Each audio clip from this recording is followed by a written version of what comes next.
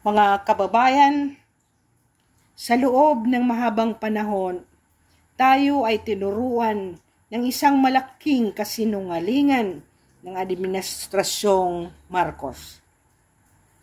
Ang mga pahayag na ginagawa nila ay puno ng mga pagkakamali at pagtataksil. Una, hindi totoo na nagtapos si Marcos Jr. sa Wharton University. Pangalawa, ipinagkanulo niya si VP Sara at pinahintulutan ang kanyang pag-uusig kahit alam niya ang tungkol sa mga pagpasok sa mga budget ng ating kaban ng bayan. Pangatlo, nagsinungaling siya sa atin tungkol sa flood control na sinabing handa na, ngunit na-overwhelm lamang ng panahon.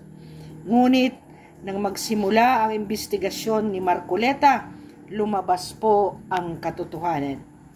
Ikaapat, binigyan niya si Marcoleta ng isang USB para kuno sa documentation or do-share para sa flood control.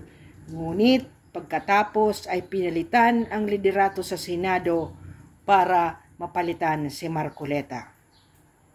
Panglima, ginamit niya si Torre para sirain ang suporta kay Duterte.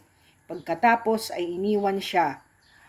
Pang-anim, nakipag-alyansya sa mga leftist ng ating lipunan na walang ginawa kundi ang mag-rally at sirain ang ating mga kabataan. Pampito, nangako siya sa SONA ng mga bagay na hindi niya tinupad, tulad ng 17 or 17 kada kilo ng palay at 25 kada kilo na bigas. Pangwalo, ipinagbili niya ang gold reserve. Pangsiyam, ang PhilHealth scam na kahit ngayon ay hindi pa rin natin alam kung naibalik na ang perang kanilang kinamkam.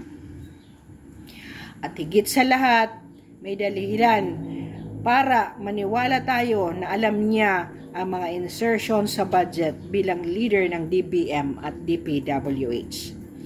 Marcoleta, sana ay mag-ingat ka sa mga galaw ni Marcos. Hindi ba't oras na para malaman mo ang katotohanan? Tumindig tayo at ipaglaban ang katotohanan, mga kababayan. Tayo ay may dalang responsibilidad na ito ay itama ang mga pagkakamali at ipaglaban ng ating bayan. Huwag tayong magpadaya sa mga kasinungalingan at pagtataksil na patuloy na lumalaganap at lumalakas. Laban, Pilipinas. Mga kababayan, hindi po nag-e-end ang lahat ng ito sa mga enumeration na aking sinabi. Tayo ay nakulong sa isang lambat ng kasinungalingan, lambat ng pagtataksil sa ating bayan. At ang administrasyon ng Marcos, dapat tayong mag-ingat sa mga galaw nila. Pinayagan ni Boying Remulla ang ICC na mag-imbestiga mula Oktubre hanggang Disyembre 2024. Ginamit ni Marcos ang resources ng Pilipinas para ihatid si Duterte sa dahig. Samantala, si Marcoleta ay nakikipag-usap pa rin at nagsisumite ng mga panukalang batas sa opisina ni Marcos para sa suporta. At ngayon nakita niya, siya rin ay binaliktaran at siya rin ay naipasok sa mga kasinungalingan ng administrasyon na to.